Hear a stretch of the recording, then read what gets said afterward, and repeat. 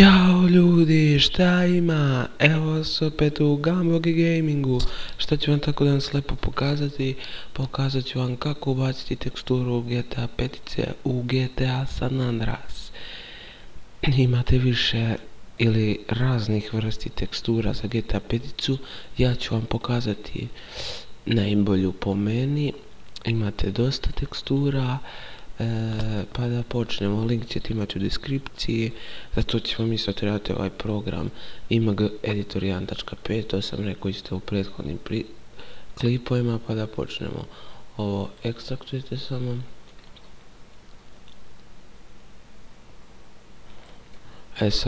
Sad nam treba ovaj program img editor 1.5, ulazimo u njega, znači pogledajte prvo šta ima unutra, znači imate samo ovo gdje piše ovo GTA 3 img, ulazite, odete open i idete gdje vam instaliran GTA San Andreas.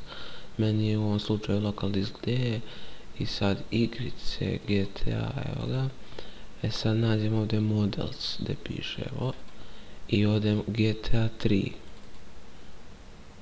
i odem ovdje import i nađem gdje mi je tekstura mi je ovdje i sve ovo ovako podvučete, open i save